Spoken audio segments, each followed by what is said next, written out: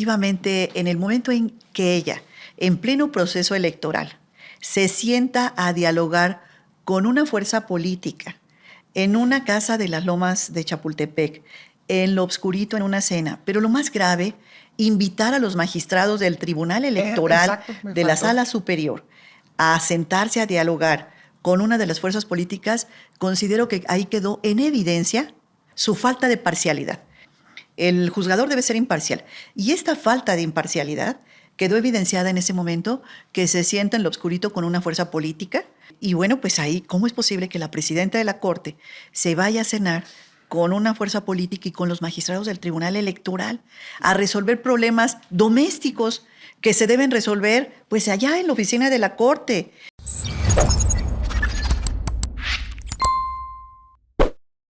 Un saludo para los pregoneros, con todo mi corazón. Un saludo a los pregoneros.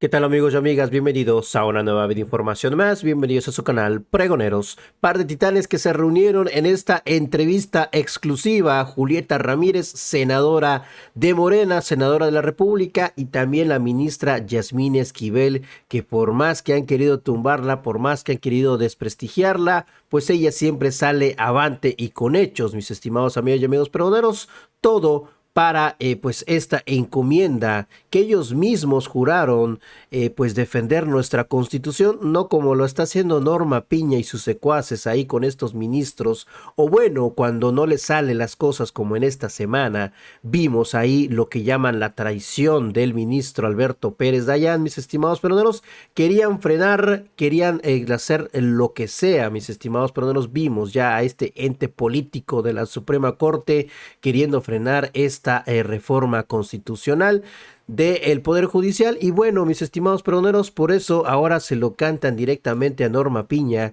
y prácticamente le sacan todos los trapitos al sol en esta entrevista. Y pues coincide con estas palabras que ha dicho en los programas de Televisa Denis Merker, en el que esta gestión de la ministra presidenta Norma Piña ha sido un terrible desastre. Vamos a escucharlo, mis estimados pregoneros. Dos titanes se reúnen en esta entrevista exclusiva. Vamos a verlo, mis estimados amigos y amigos. Así prácticamente sacan todas estas conclusiones de lo que Norma Piña y estos ministros que hasta se reunieron con Alejandro Moreno Cárdenas, con magistrados y demás, que claramente tenían intenciones políticas, así echan de cabeza a Norma Piña.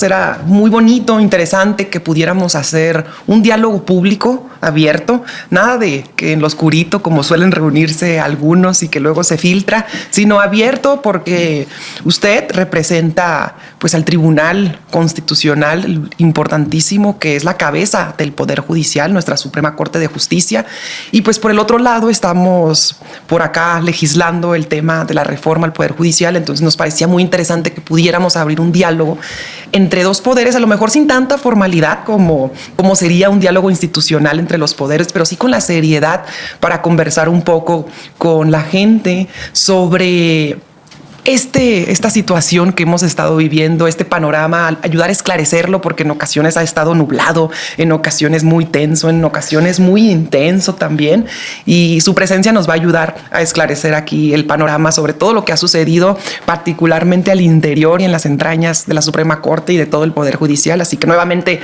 le agradezco que esté por acá y que charle con todas y todos nosotros. Yo le quería preguntar algo, ministra. Cuando usted llega a la Suprema Corte de Justicia, ¿imaginó que iba a vivir todo esto?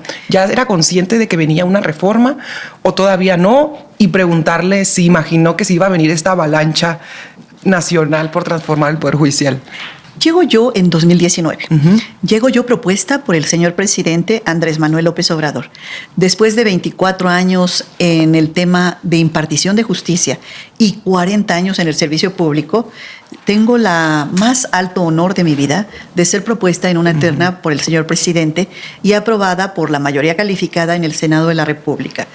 Para mí, como lo he comentado en otras ocasiones, además de ser el más alto honor de mi vida, me dio la posibilidad y me ha dado la posibilidad de revisar todo lo que requiere el Poder Judicial, esta transformación que necesita el Poder Judicial, estos cambios que son urgentes, porque hoy no puede ser que siga la ciudadanía distante de sus autoridades judiciales, que siga la ciudadanía exigiendo justicia, que los procedimientos son eternos, son largos y que las personas no encuentran ni sienten a sus juzgadores cercanos a ellos. Como lo vivimos nosotros, en el 2019 apenas estaba... El presidente, entonces, López Obrador, hacía un llamado al Poder Judicial a que se autorreformara en ese entonces.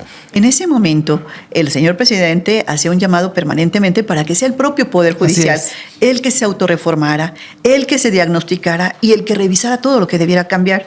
Sin embargo, siguieron permaneciendo las cosas como siempre se habían efectuado y con los mismos deficiencias que marcan las encuestas, las estadísticas, y basta escuchar a la población para saber todo lo que se requiere. Incluso se hizo un intento por revertirse, ¿cierto? Porque sabemos que el ministro presidente en su momento, Saldívar, intentó hacer algunas reformas al interior del Poder Judicial.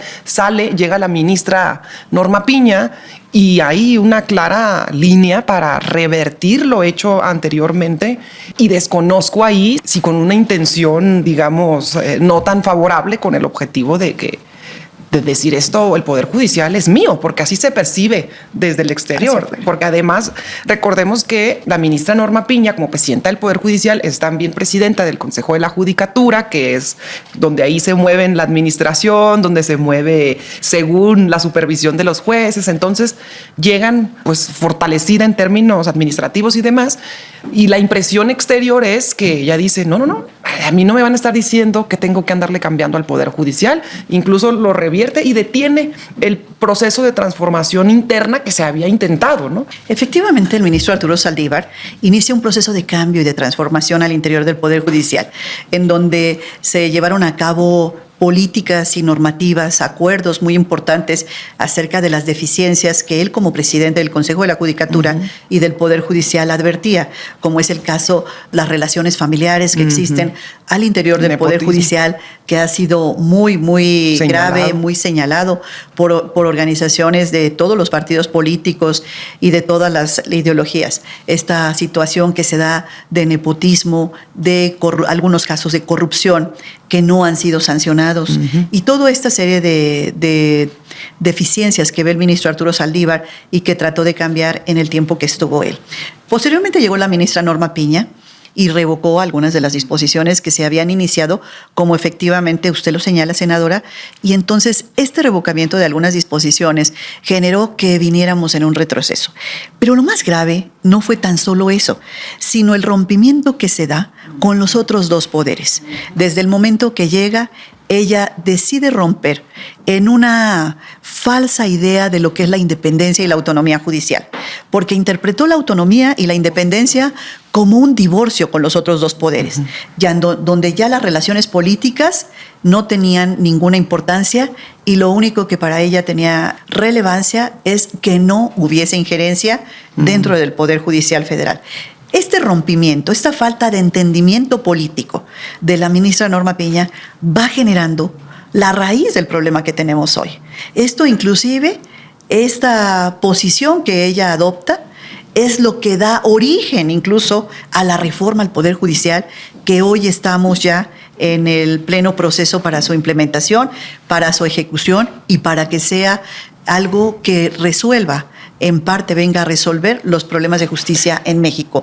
Entonces, esa es la raíz del problema y lo que inclusive justifica que se dé esta reforma al Poder Judicial, dicho en palabras muy claras en la presidencia. Lo viví con el ministro Saldívar, cuál fue la conducción de su presidencia, en donde había una relación de armonía, e inclusive él alcanzó a sacar una reforma constitucional por unanimidad en las dos cámaras. En el caso de la ministra Piña, no logró ningún diálogo con ninguna de las fuerzas políticas, o quizá con algunas de ellas, pero con la fuerza política mayoritaria y con el titular del Ejecutivo Federal en ese entonces, el señor presidente Andrés Manuel López Obrador, lo único que hizo fue un rompimiento absoluto de las relaciones que debe haber siempre entre poderes para buscar el beneficio de los mexicanos. Y de hecho es interesante porque también le pudiéramos entonces atribuir a la ministra Piña que ese rompimiento justifica la necesidad de la reforma e incluso, por ejemplo, todos recordamos esta escena donde la ministra Norma Piña no se levanta siquiera a saludar al presidente López Obrador e independientemente que sea una cordialidad política y como personas, como seres humanos, saludas, te levantas, te saludas y ya está.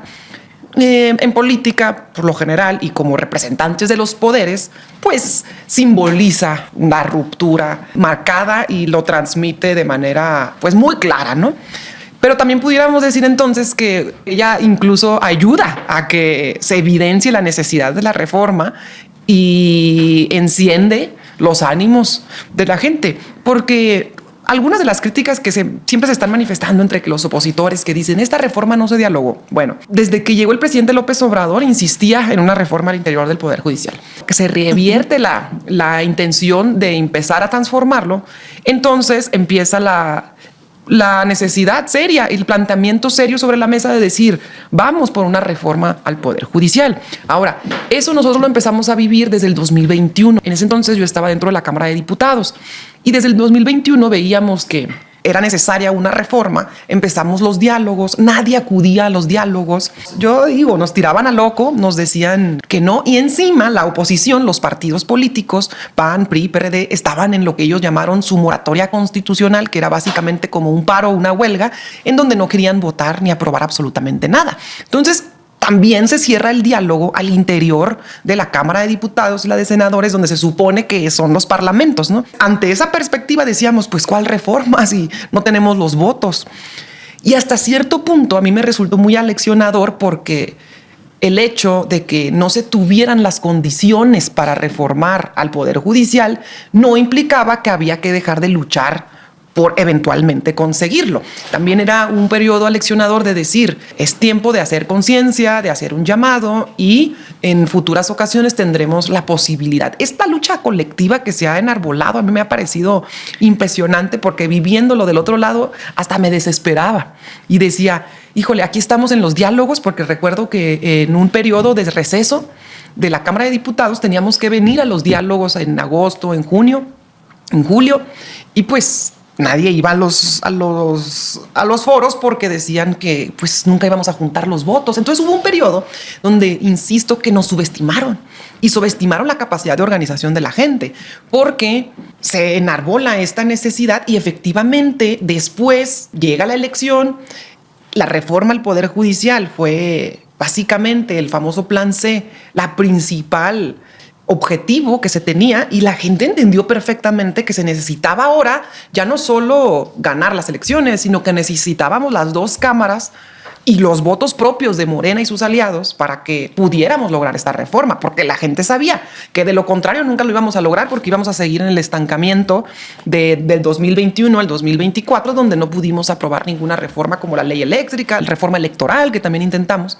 Entonces ellos solitos fueron evidenciando las condiciones en las que no había diálogo, ni tanto del Poder Judicial, ni de los partidos políticos, y eventualmente se ganan las elecciones y como que apenas ahí, no sé si apenas les empezó a caer el 20.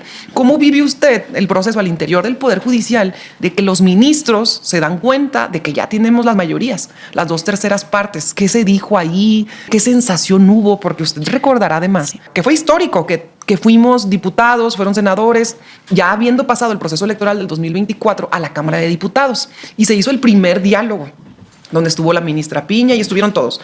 Entonces se hace el primer diálogo con las tensiones respectivas, pero como que era una especie de, bueno, ya se dieron cuenta que ahora sí hay los votos, ahora sí va a haber diálogo, ahora no va a haber diálogo. Y siempre había muchas preguntas en el aire. Pero usted adentro, ¿cómo vio ese proceso cuando se dan cuenta, cuando despiertan el 2 de junio, el 3 de junio y dicen, híjole, ya tienen las 2/3 partes, ya podría haber reforma al Poder Judicial? Es todo un proceso que se va presentando. Por una parte, yo creo que del lado de la ministra Piña y un grupo de ministros hubo una soberbia excesiva en función de señalar que arriba de cualquier poder estaba el Poder Judicial, fundamentalmente la Suprema Corte de Justicia de la Nación. Ellos minimizan el poder que tiene el presidente López Obrador, un poder importante que le da a la población, un poder efectivamente, un poder legítimo y legal que le da la población al presidente López Obrador. Creo que se minimizó ese aspecto al inicio de la presidencia de la ministra Norma Piña. Y es donde se dan esta serie de errores y equivocaciones permanentes. Y tampoco se dio la importancia a la población que estaba apoyando este proyecto.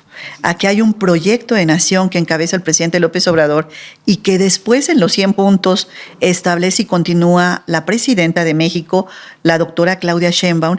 Y entonces, al ver ellos que la gente y la población votó por ese proyecto, pues ahí es donde probablemente empezó después del 2 de julio, les empezó a caer el 20 de que ya existía una nueva realidad política que había iniciado en el sexenio del presidente López Obrador, que continúa en el sexenio de la presidenta, la doctora Claudia Sheinbaum, y que ese proyecto de transformación estaba en camino e incluye en ese programa al Poder Judicial Federal, y teníamos que transformarnos. Pero a pesar de ello, creo yo que la forma de ver las cosas por parte de este bloque de ministras y ministros de la Corte en no ver estas realidades es lo que fue cometiendo y justificando esta necesidad de la reforma. Hoy ya estamos en pleno proceso, ya estamos sobre ella. Apenas hace 2 días tuvimos un intenso debate al interior de la Suprema Corte de Justicia de la Nación, que yo creo que fue la última batalla que se dio en función de estos bloques. Hasta de una especie de broma, decimos el senador Noroña y su servidora, que pues todos los días desde que estamos con la reforma son inéditos, históricos, nunca antes vistos. Sí. Entonces ha generado pues de pronto un ambiente de incertidumbre. Sí. Nosotros sabemos que tenemos que continuar con la reforma, que es un mandato popular, pero las trabas que han puesto de pronto nos tienen siempre en un ambiente así medio tenso. A veces cuando decimos, esta ya es la última intentona, viene otra. A veces decimos hasta de broma, no me sorprendería que saliéramos de esta charla y ya tuviéramos un amparo ahí interpuesto, aceptado, o una orden judicial de algún juez.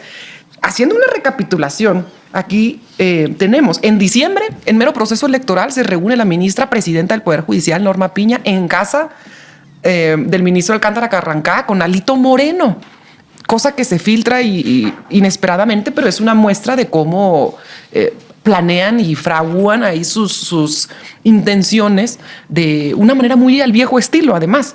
Luego, después de eso, se gana la elección, tenemos la mayoría calificada y empieza ahora un proceso para intentar que no se nos reconozca la mayoría calificada en el Congreso de la Unión. Insisto, lo que ha hecho la Corte de pronto sería muy peligroso en otro país y sería muy señalable aquí. Por fortuna, bendito pueblo que luego sale y señala, juzga y mete alguna especie de presión seria que hace que de pronto tengan que recular. Después de eso, los juzgadores empiezan con los paros.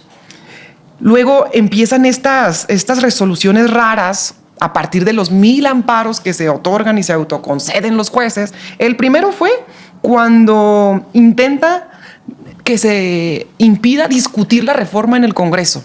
Y ahí hubo uno raro, chistoso incluso, porque dicen, llegaron a los absurdos extremos de decir, jueces de distrito aceptaban los amparos y luego daban las suspensiones y decían, queda suspendido el hecho de que se pueda discutir la reforma al Poder Judicial en el Congreso. Y luego había otra resolución por ahí que decía, y si se aprueba o si se discute en el Congreso, queda prohibido que se discuta en los congresos locales. Así ya en los absurdos jurídicos extremos.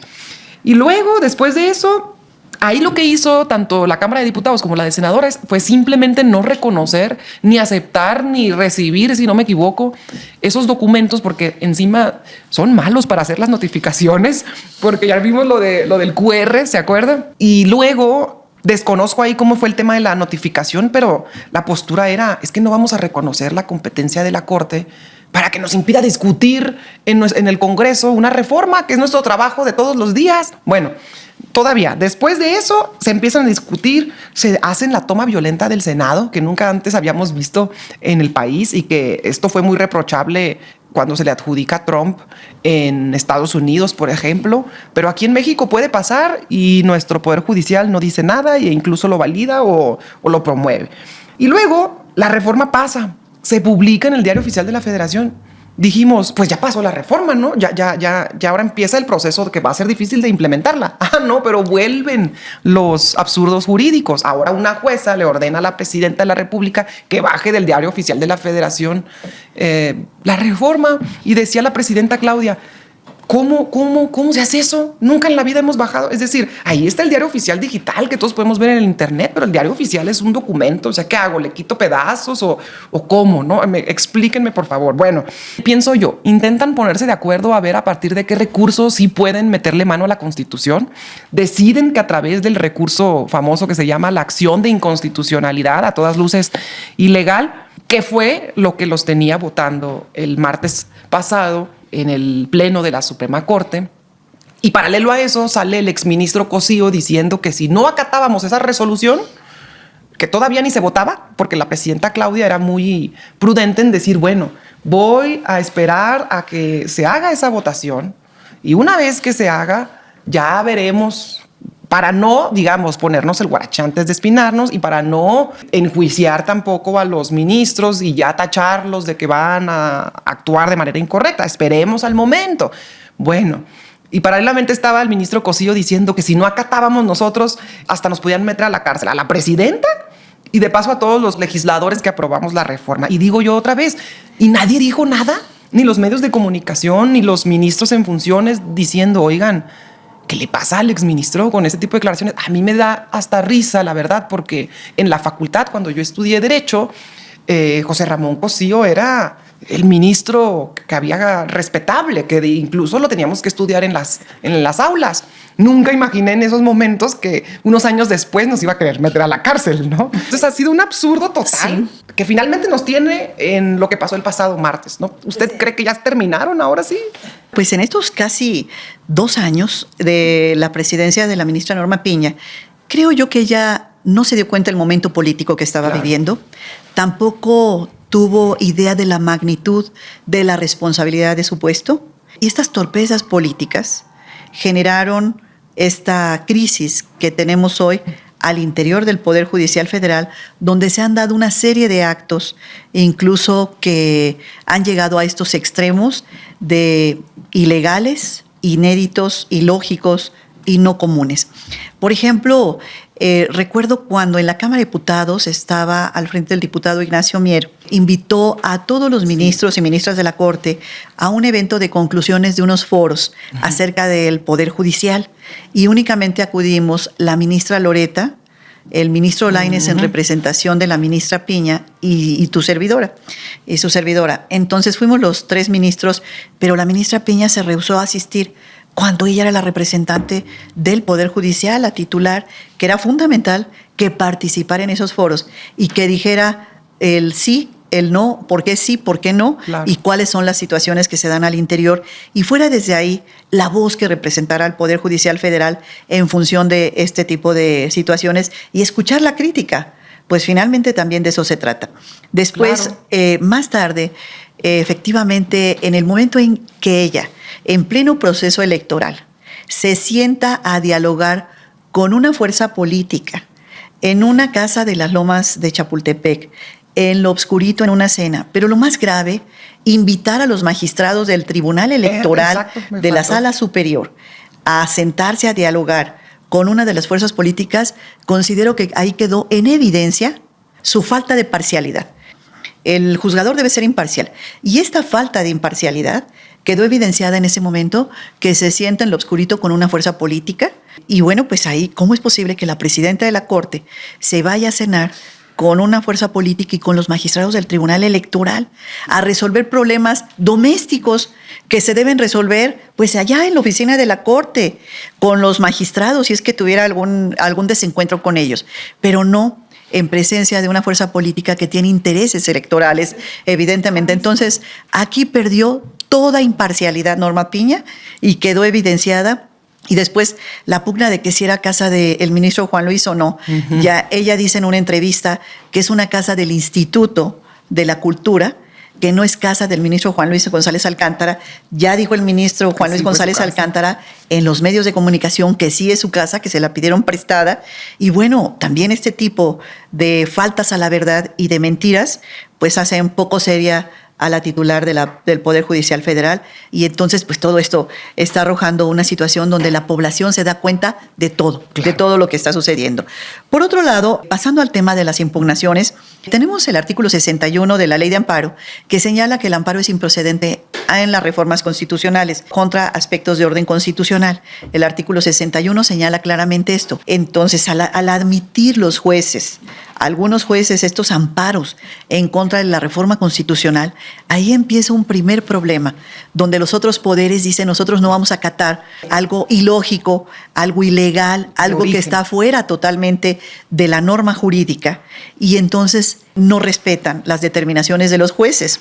Esto puede pensarse que cae en desacato la presidencia. Que era la principal crítica de la oposición. El Poder Legislativo, claro. Exactamente, que estaban en una posición de desacato. Y por supuesto, yo no coincido con el ministro en retiro, Cosío, en que se tenga que destituir a la titular del Ejecutivo Federal, a los representantes del Poder Legislativo, bueno, pues de una vez a los consejeros del INE, de paso al director del Diario Oficial, y entonces nos quedamos nada más. ¿Quién pone las autoridades? ¿El Poder Judicial entonces se también? queda él solo aquí a decidir qué es lo que va a pasar en nuestro país. Bueno, totalmente desproporcionada el comentario del ministro Cosío. Entonces, aquí tenemos un tema muy interesante. ¿Ya terminamos en las impugnaciones o no? El día martes, en la discusión, el primer tema que se dio, senadora, fue si los partidos políticos tienen legitimación para impugnar reformas constitucionales. Que eso fue bastante de su aportación en la discusión. Es decir, de entrada, Sí. los partidos políticos no pueden. No pueden impugnar. Pueden impugnar, dice el artículo 105, leyes electorales. Entonces, ellos tienen legitimación para impugnar leyes electorales, pero no una reforma a la Constitución. Además, esta reforma a la Constitución, lo que yo planteé, no es un tema eminentemente electoral.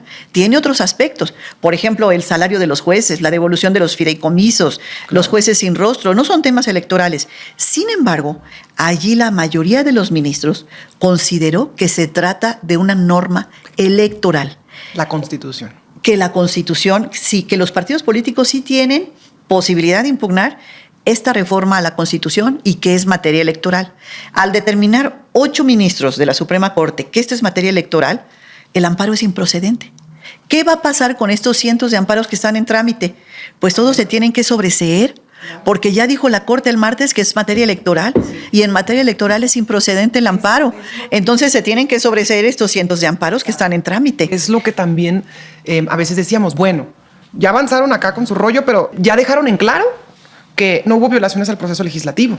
Ya dejaron en claro que el amparo nunca fue procedente para estas reformas. Sí. Entonces, ¿ya se les hizo bolas el engrudo, a mi parecer? Pero aquí hay un tema adicional, que es el tema electoral, donde ya la Corte dijo que es un tema electoral, entonces el amparo es improcedente. Se deben sobreseer todos estos cientos de amparos.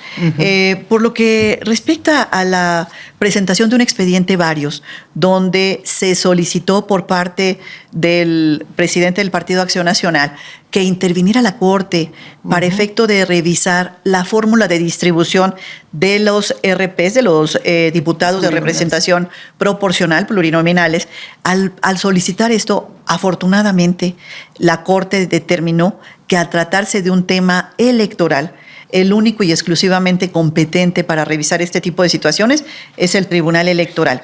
El Tribunal Electoral también, en el ejercicio de las facultades que le compete la Constitución, dijo que no iban a someterse a una suspensión que había emitido un juez de distrito, en el cual anteriormente había determinado que no se pronunciara con relación a la distribución de las plurinominales, y esta suspensión, en el momento en que llegó, emitió un acuerdo el Pleno de la Sala Superior del Tribunal Electoral, donde dijo, nosotros no nos vamos a someter a la jurisdicción de un juez de distrito que acaba de determinar que nosotros no podemos hacerlo. Nosotros, en el ejercicio de nuestras facultades, vamos a determinar el tema de las candidaturas plurinominales.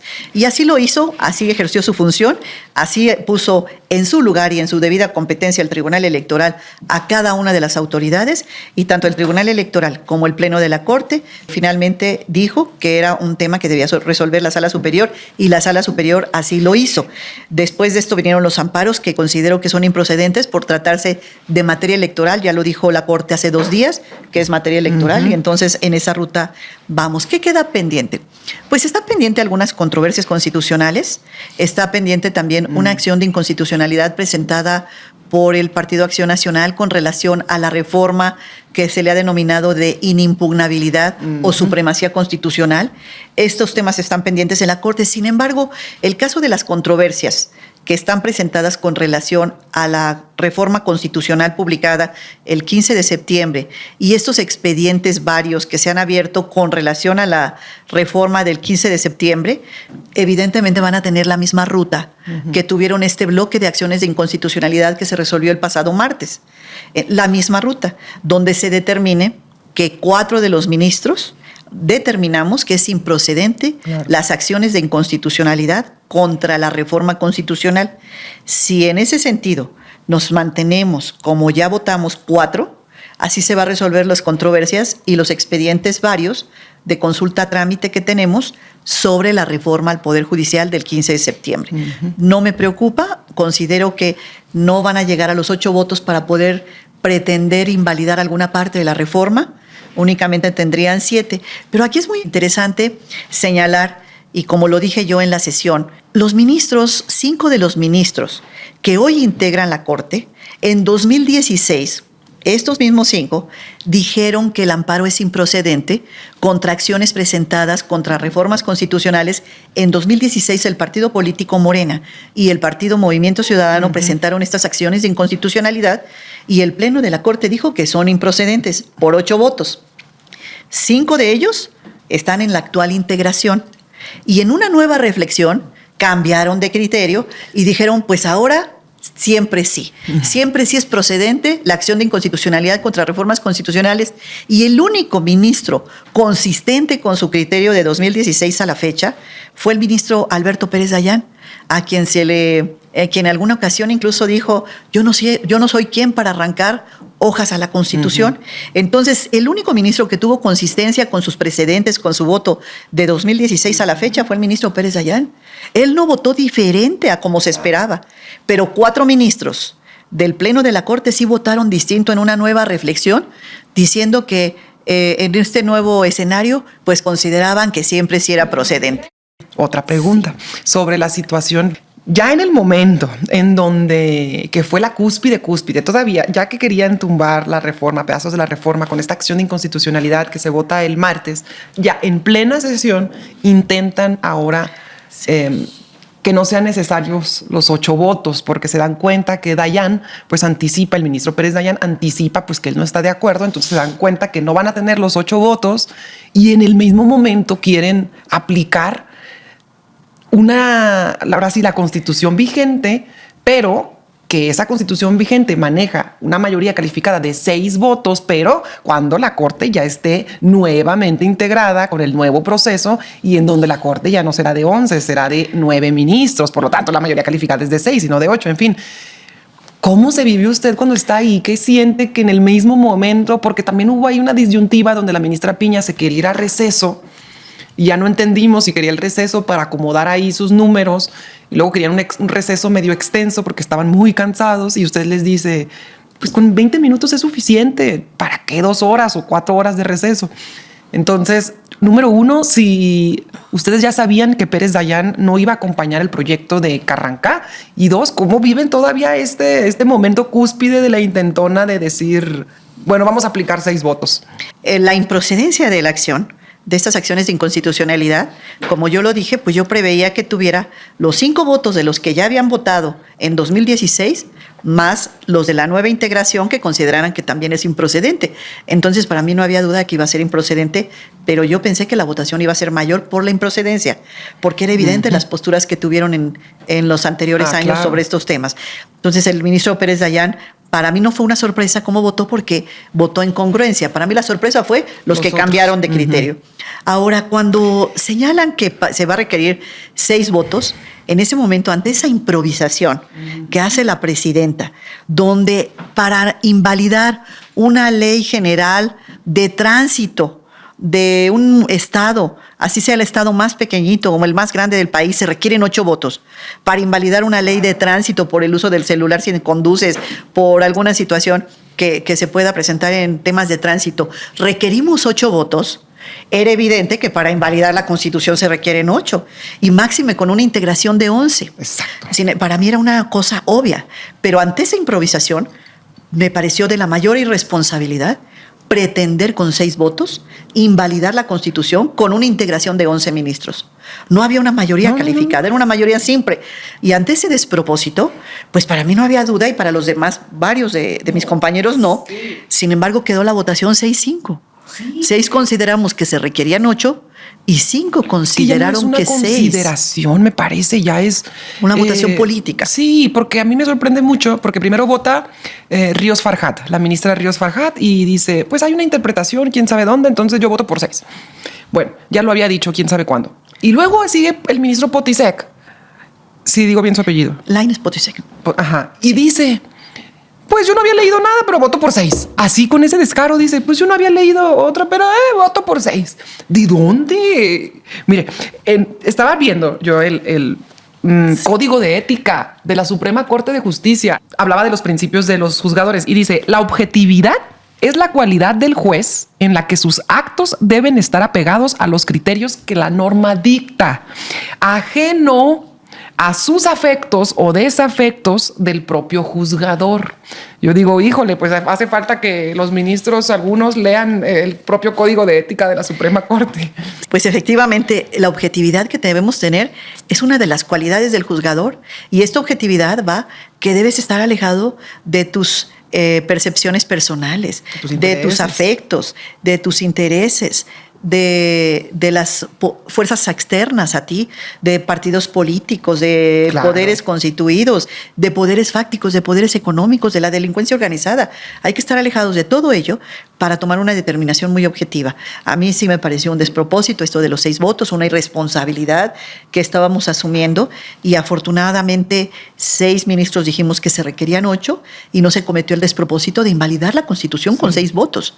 Imagínense nada más, cuando en cualquier ley general, ley secundaria, código, hemos determinado que son 8, ahora era verdaderamente hasta la propuesta era algo inusual y lógico desde entrada a la posición. Termina muy enojada la ministra Piña, ¿no? Al final hubo críticas donde decían la ministra Piña no se quiso levantar cuando llegó el presidente López Obrador a un evento, y ya estaba muy enojada porque ya algunos estaban guardando sus cosas antes de terminar la sesión, ¿no? En ocasiones llega un poquito más irascible que otros, pero bueno, lo importante aquí es que se resolvió correctamente.